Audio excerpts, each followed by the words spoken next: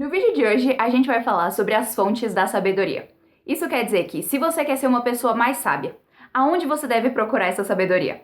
Então, é por isso que a gente vai fazer isso com base na pirâmide da sabedoria, que é só um conceito que é mais fácil pra gente visualizar, de um autor chamado Brett McCracken, e ele vai mostrar que a base para toda a sabedoria é a Bíblia, depois a igreja, depois a natureza, depois livros, depois a arte e, por fim, a internet. Então a gente vai ver tudo sobre essa pirâmide hoje.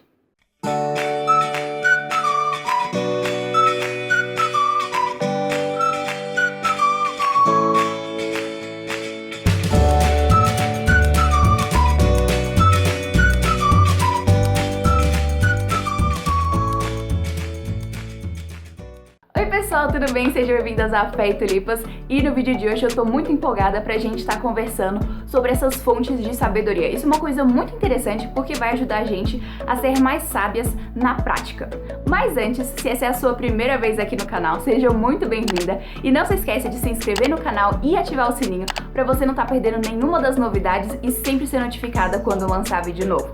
E também, aqui o ponto é para que nós possamos estar juntas, crescendo e florescendo na presença do Senhor Jesus, para que nós possamos ser mais parecidas com Ele. Então, se esse é o seu desejo, seja extremamente bem-vinda, porque hoje a gente vai estar falando sobre um passo muito importante para a gente chegar nisso, que é a questão da sabedoria. E o vídeo de hoje está sendo com base no livro A Pirâmide da Sabedoria, do Brett McCracken. Esse livro é muito bom, e semana passada a gente falou sobre a primeira parte dele, que é falando sobre essa glutonaria de informação que a gente está tendo hoje em dia, e hoje a gente vai falar sobre a outra parte, que é falando sobre como que a gente pode escolher bem as nossas informações para que essas informações sejam transformadas em sabedoria para nós. Então vai ser muito legal. E pra gente entender melhor sobre essa pirâmide da sabedoria, é bom a gente lembrar que, por exemplo, quando você era criança, muito provavelmente na escola, você estudou sobre a pirâmide da alimentação, que aí no topo eram os doces e aí a base de tudo, acho que eram as frutas, esqueci agora. E o ponto dessa pirâmide era o quê? Te ensinar sobre o que você deveria estar comendo regularmente, quais que eram aquelas coisas que você só deveria comer de vez em quando. E a pirâmide da sabedoria é muito parecida. Por quê? Porque ela vai mostrar qual que é a base, ou seja, aquilo que deve ser a nossa fonte principal de sabedoria, até a que tem que ser a menor. Então, a principal fonte de sabedoria que nós temos é a Bíblia. E o maravilhoso sobre isso é porque a gente tem que lembrar que a Bíblia é o Deus eterno se revelando a nós. Então, uma vez que é o Deus eterno, o Deus de toda a sabedoria, revelando a si mesmo ali, então a gente pode ter certeza absoluta que toda a sabedoria que a gente necessita está ali. E é interessante também que, por exemplo, o salmista vai falar no Salmo 119 o seguinte, no versículo 89 a 100. Teus mandamentos me fazem mais sábio que meus inimigos, pois sempre me guiam. Sim, tenho mais prudência que meus mestres, pois vivo a meditar em teus preceitos. Tenho mais entendimento que os anciãos, pois obedeço às tuas ordens.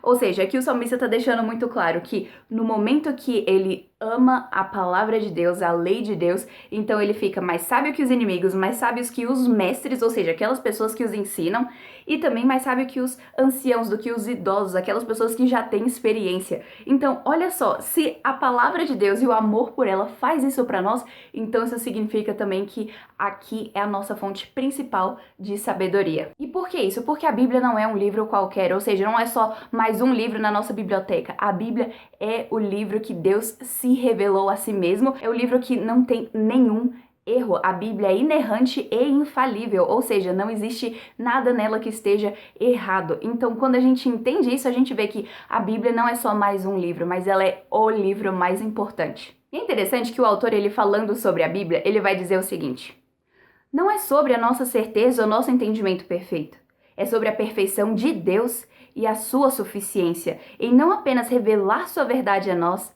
mas também em traduzir para nós no poder do Espírito Santo.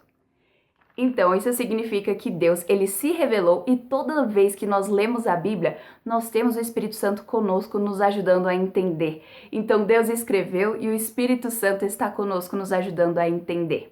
Mas também a gente vai ver quais são 5 atitudes que a gente tem que ter quando a gente for abordar a Bíblia, que são pontos que o próprio autor do livro traz. Primeiro, a Bíblia fala sobre toda a nossa vida. Isso quer dizer que a Bíblia diz respeito a toda a nossa vida. Ou seja, ela não vai dizer respeito só à nossa vida espiritual. Ela vai falar sobre todos os aspectos da nossa vida, sejam sobre as nossas decisões, sejam sobre aquilo que a gente deve gostar ou não, seja sobre o nosso entretenimento, tudo. A Bíblia fala sobre isso e ela deve impactar não só a nossa vida espiritual, mas a nossa vida como um todo. Segundo, a Bíblia deve te moldar. Ou seja, se você tem uma ideia que ela não é bíblica, você tem que deixar a Bíblia mudar a sua ideia. Ou seja, quando nós lemos a Bíblia, não é porque o meu pensamento tem que fazer com que a minha leitura da Bíblia seja diferente. Não é isso. A leitura da Bíblia deve fazer com que o meu pensamento seja diferente. Então a gente precisa ter isso em mente para que a gente nunca simplesmente use a Bíblia de uma forma a justificar nossos pecados ou nossas ideias que, na verdade, não sejam bíblicas. Então a gente precisa deixar que a Bíblia fale por si mesma e que ela molde quem nós somos e o que nós acreditamos. Terceiro, toda a Bíblia é valiosa. Claro que quando a gente lê a Bíblia, a gente tem nossos versículos preferidos, temos os nossos livros preferidos, mas toda a Bíblia é valiosa. Isso significa que se alguma passagem é um pouco mais difícil, não é pra gente pular e falar assim, depois eu leio. Não é isso, a gente tem que entender que toda a palavra de Deus é inspirada por Deus. Então a gente precisa valorizar ela como um todo. Isso acontece muitas vezes. Não vamos pular genealogias, não vamos deixar de ler os 5 primeiros livros da Bíblia, não vamos ser intimidados por aquelas passagens que a gente não entende tão bem, porque aquelas passagens que são mais difíceis significam que tem tesouros muito profundos pra gente procurar ali dentro, como diz o pastor John Piper. Então, se tem uma passagem difícil, passe mais tempo lendo e relendo, busque estudos, busque ver conexões dentro dela. Toda a Bíblia é valiosa. Quarto, a leitura da Bíblia deve reluzir em obediência e adoração. Ou seja, quando você lê a Bíblia, isso deve te levar a adorar a Deus e a obedecê-lo. Porque a gente não lê a Bíblia só para ser, eu estou mais intelectual agora, eu sei mais do que a pessoa aqui do meu lado. Não é isso. A gente lê a Bíblia para que a gente possa adorar a Deus e ver mais sobre a grandiosidade, sobre a majestade dele e para que nós possamos obedecê-lo com o coração totalmente alegre. Então, leia a Bíblia para que você possa amá-lo mais. E quinto, se você não entendeu, busque mais fundo. Muitas vezes, passagens mais difíceis de ler, a gente tem que ler várias vezes para a gente conseguir entender. Então, o que você pode fazer? Você leu várias vezes e você não entendeu? Tenta pensar assim, bom, essa passagem lembra qual? E faz o que a gente chama de referências cruzadas. Você vê aquela passagem e vê em outros livros da Bíblia algo parecido. Então, depois que você fez isso e ainda não entendeu, busca um bom comentário bíblico que você possa confiar para você buscar e ver o que outras pessoas já disseram sobre aquele texto. Isso vai te ajudar muito.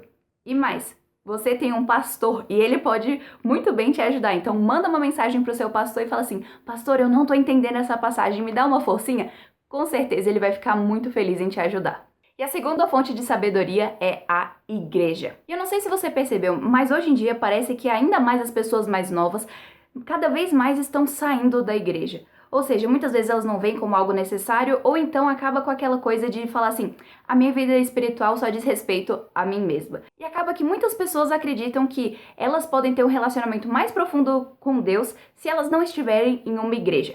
Esse pensamento é muito errado, porque nós sabemos que nós precisamos de outras pessoas para nos fortalecermos, porque na igreja, como a gente já falou em outros vídeos, na igreja nós estamos entre as pessoas que são aqueles amigos que o próprio Deus escolheu para nós. Então nós temos pessoas de várias idades, pessoas que moram em lugares diferentes da cidade. Nós estamos ali para que nós possamos juntos lembrar que aquilo que nós temos em comum é muito maior do que as nossas diferenças. Terceira fonte de sabedoria, a natureza. Ou seja, alguns teólogos antigos diziam que a natureza é o segundo livro de Deus. A Bíblia é o primeiro e a natureza é o segundo. Isso é tão incrível porque a gente sabe, por exemplo, se às vezes você vai fazer uma pintura, ou se você vai escrever um livro, ou se você vai escrever uma música, seja o que for, todas as coisas que demandam criatividade, de alguma forma nessas obras de arte, a gente vai pincelar um pouco sobre aquelas coisas que a gente gosta, sobre aquelas coisas que nós somos. E tem outros livros que falam mais sobre isso, mas a gente deixa esse assunto para depois.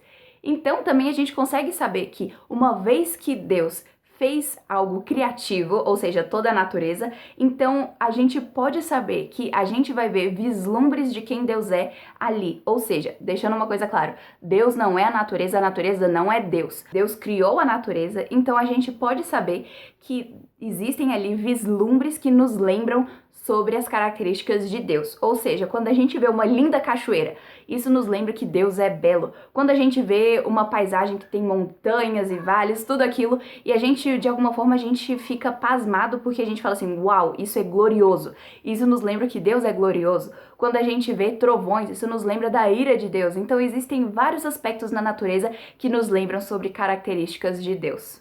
E a quarta fonte de sabedoria são os livros. Então, se você acompanha o canal, você sabe que tem muitas indicações de livros. E livros são tão importantes porque Deus escolheu se revelar em um livro, que é a Bíblia. Mas como a gente sabe, a Bíblia é o livro supremo, infalível, ele é acima de todos os outros. Mas outros livros também podem nos ajudar, ou seja, quando a gente lê outros livros que dizem a respeito da Bíblia, a gente pode conseguir sabedoria e entender coisas que a gente não tinha visto antes. O autor dá 3 dicas pra gente sobre leitura. O primeiro é: busque ler livros antigos, ou seja, livros antigos são aqueles que passaram o teste do tempo, como ele diz. Isso é tão interessante porque livros clássicos, eles só continuam sendo clássicos porque muitas pessoas leram e viram que ele merecia continuar sendo reimpresso. Então, livros antigos têm bastante sabedoria para nós. Depois, a gente tem que ler livros também que vão nos desafiar, ou seja, livros sobre assuntos às vezes que não sejam os nossos fortes. Então, o que você pode tentar fazer às vezes? Busca para ler algum livro de uma teologia um pouco mais profunda. Busca ler um livro sobre apologética, se às vezes não é seu preferido. Busque ler vários tipos de livros que podem te ajudar. E terceiro, leia tipos de livros também que você gosta. A gente não é só para ler aqueles livros que nos desafiam, também a gente lê aqueles livros que a gente acha gostoso a leitura deles. Então, desse jeito, você vai conseguir bastante sabedoria também. A quinta fonte de sabedoria é a beleza, ou seja, aquelas coisas que a gente olha e que nos fazem admirar mais sobre quem Deus é. Ou seja, sabe quando você bota pra ouvir uma música e aquela música fala ao seu coração e você passa a adorar mais a Deus? Ou seja, uma pintura, qualquer coisa que demande criatividade. A criatividade é um presente de Deus que a gente pode, por meio dessas coisas que são belas, também conseguir sabedoria. E por fim, a última fonte de sabedoria, e a menos importante nesse caso, que é a internet e as redes sociais. Ou seja, a gente pode conseguir alguma sabedoria nisso? Podemos, mas ela vai ser bem pequena.